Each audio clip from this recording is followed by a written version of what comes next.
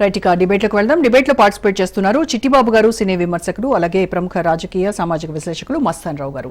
నమస్కారం అండి చిట్టిబాబు గారు, మస్తాన్ రావు గారు. సో ముందుగా చిట్టిబాబు గారు, డిడి నెక్స్ట్ లెవెల్ మూవీలో కిస్సా 47 అనేటువంటి సాంగ్ లో శ్రీ వెంకటేశ్వర స్వామికి సంబంధించినటువంటి పంక్తులను, గోవిందనామాలను తీసుకొని ర్యాప్ చేయడాన్ని ఎలా చూస్తున్నారు మీరు? దీన్నైతే హిందూ సంఘాలు అలాగే సనాతన ధర్మాన్ని ఆచరించేటువంటి ఎవరైనా సరే తీవ్రంగా ఖండిస్తున్నారు.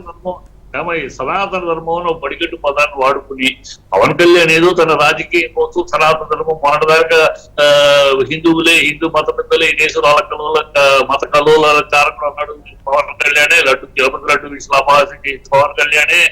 మా నాన్న నాకు జ్వరం వస్తే జీసస్ ప్రేమించారు అన్నది పవన్ కళ్యాణే. నా బిడ్డకు జ్వరం వస్తే మేరీ మాతని మెప్పుకున్నాను, నా బిడ్డ బాగుపడ్డాడని మాట్లాడిన అతనే అన్ని మాట్లాడి ఇప్పుడు అతను సనాతన అతను రాజకీయంగా వేరే లైన్ లోకి వెళ్ళాలి కనుక సనాతన ధర్మం అని ఆర్ఎస్ఎస్ బీజేపీ తోటి తనకు పెంచుకోవడం కోసం ఏదో మాట్లాడతాడు. కనుక అతను వార్నింగ్లకి లెక్క చేయదు. ఎందుకు చేస్తాడు? స్టడీగా ఒక మాట మీద మాట్లాడినోడు అయితే పర్వాలేదు. కేవలం ఆయన రాజకీయం కోసమే, రాజకీయ ప్రయోజనం కోసమే సనాతన ధర్మాన్ని తీసుకున్నారా పవన్ కళ్యాణ్? అంతేగా మీరు చరిత్ర చూడండి. ఆయన అంతకు ముందు ఏమేమి మాట్లాడారు చూస్తే అర్థమైపోతుంది కదా మీకు. ఈ దేశంలోనే హిందువుల వల్లే, హిందూ మత పెద్దల వల్లే మత కల్లోలాలు అన్నది పవన్ కళ్యాణ్ ఈ మధ్యగా మాట్లాడిందే.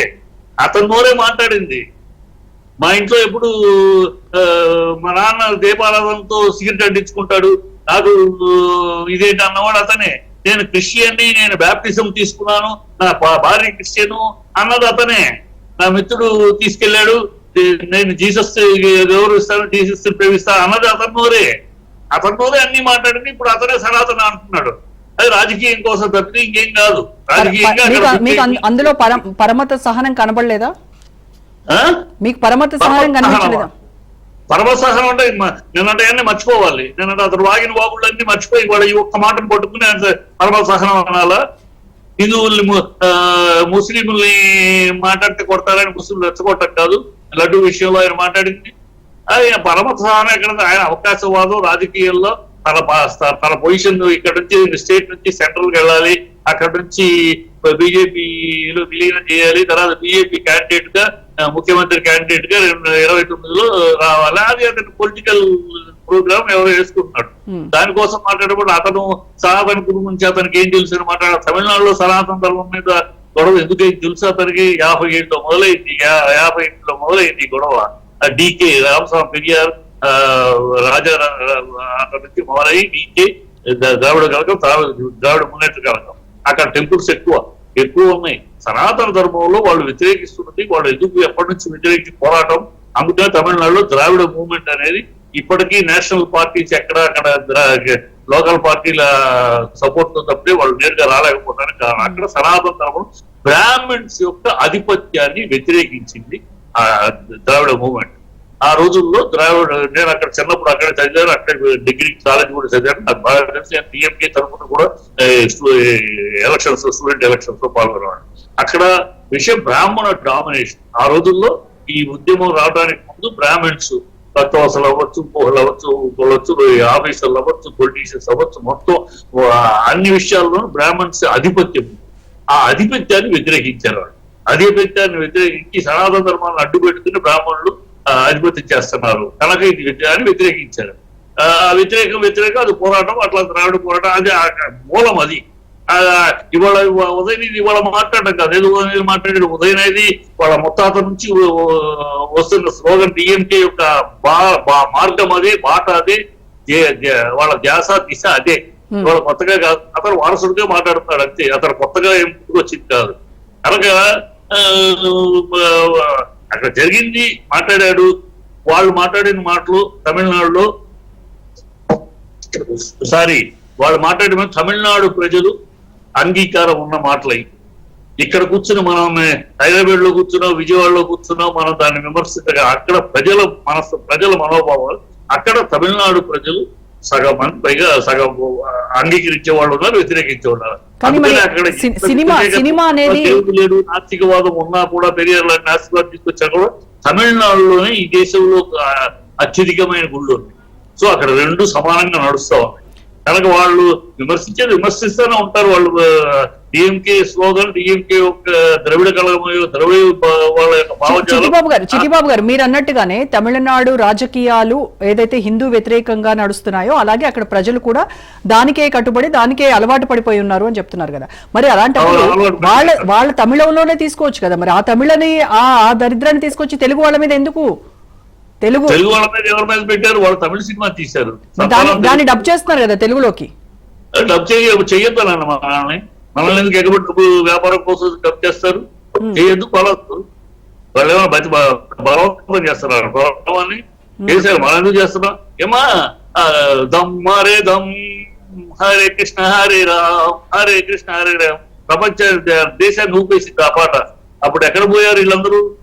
అప్పుడు ఎక్కడ నోరు ఎందుకు మంచులా? హరే కృష్ణ హరే రాము మరి కృష్ణుడి రాముణ్ణి ఒక హుక్తా పాటలో పెట్టారు మరి. సో ఇవన్నీ సినిమాల్లో ప్రజలు ఎవరో ఏదో వాళ్ళ ప్రభావం కోసం మాట్లాడేటప్పుడే ప్రజలు ఏమి పట్టించుకునేది కాదు. వాళ్ళ ఉద్దేశం ఇది మీ దృష్టిలో సమర్థనీయమేనా? ఒకటి విషయం చిట్టిబాబు గారు స్ట్రైట్ గా ఒకటే చెప్పండి. చిట్టిబాబు గారు మీరు ఒకటి, నేను అడిగిన దానికి సమాధానం చెప్పిన తర్వాత మళ్ళీ మాట్లాడతాను. మీరు దీనికి సమర్థనీయం. భారతదేశంలో ఎవరి ఉద్దేశాలు ఎవరి అభిప్రాయాలు చెప్పుకునే హక్కు ఎవరికైతే ఉంది, ఆ హక్కు నువ్వు కాదంటానికి నువ్వెవడివి, నేనెవడిని. నా హక్కు నేను నా దేవుడే గొప్ప అంటాను, ఇంకొకటి హక్కు వాళ్ళ దేవుడే గొప్ప అంటాడు. అలాగే ఎవరి హక్కు అడుగుంది. సెన్సార్ లో డెరగేటరీ అనే మాటకిను షుడ్ నాట్ యూజ్ అనే మాటకి చాలా తేడా ఉంది. డెరగేటరీగా వాడద్దు అంటారు. డెరగేటరీగా వాడద్దు మత విశ్వాసాలకు సంబంధించి అంటారు కదా, పేర్లు వాడద్దని కానీ ఉండదు. కరెక్ట్ సెన్సార్ లో కూడా మనం ఆలోచించి ఇస్తారు. తమిళనాడు సెన్సార్ కూడా ఏమి అక్కడ మంచి చదువుకున్న వాళ్ళు, విద్యావంతులు, మేధావులే ఉన్నారు మెంబర్స్ గా. కనుక మనం ఏదో ఇక్కడ పవన్ కళ్యాణ్ ఏదో ఊగిపోతున్నాడని, ఆయన ఎప్పుడు దేనికి ఊగుతాడో తెలియదు. మొన్న ఏమో క్రిస్టియన్ ఊగుతాడు, ఇవాళ సనాతనం, రేపు దేనికి ఊగుతాడో తెలియదు. అతను ఊగుడుని పట్టుకుని ఏదో మాట్లాడితే కాదు కదా. ఇప్పుడు హిందూ మొత్తానికి ఆయన బ్రాండ్ అంబాసిడర్ కాదు కదా. ఆయన ఒక్కడిని బేస్ చేసుకుని మాట్లాడలేదు కదా. మొత్తం మన తెలుగు జాతి, వెంకటేశ్వర స్వామి భక్తుల మనోభావాలు గాయపడ్డాయి ఈ పాటతో. వెంకటేశ్వర స్వామి భక్తులు అంటే ర్యాప్ చేసేసుకోవచ్చా? ఇలాగా గోవింద నామాలతో కలుపుకొని ర్యాప్ చేసుకోవడం మీకు సమర్థనీయమేనా? స్ట్రైట్ గా చెప్పండి. మీరు చేస్తారు అది మరి హరే రామ దమ్మ చెప్పారు. దమ్మరే దమ్మికు హరే రామ హరే కృష్ణ హరే రామ పాటని అంగీకరించినప్పుడు ఈ దేశం, ఈ సమాజం గోవింద సమర్థించు చేస్తారు. ఇది ఆరంభం నుంచి మొదటి నుంచి ఉండాలి, మొదటి నుంచి లేదు. హరే రామ నువ్వు దమ్మరదం పాట చూడండి, ఇది దమ్ముతూ ఇది తాగుతూ అంత ఫాస్ట్ సాంగ్ అది. దమ్మరే దమ్ జయ హం హరే కృష్ణ హరే రామ హరే కృష్ణ హరే రామ. మరి అదేంటి, రాముడు కృష్ణుడు దేవుడు కదా, ఒక గోవిందుడి దేవుడా? కనుక ఇది అలా వెళ్తా ఉంది. ఎవడు పట్టించుకోడు, ఎవడు వాడు చేసేవాడు చేస్తా ఉంటాడు. కొంతమంది ఇక్కడ మనం ఏదో పెద్ద పట్టుకోమల్లాగా సనాతన ధర్మాన్ని కాపాడేది మన గొప్ప వాళ్ళలాగా, మన సనాతన ధర్మం అంటేనే అర్థం తెలియదు మాట్లాడే వాళ్ళు చాలా మంది. Right, okay. మస్తాన్ రావు గారు.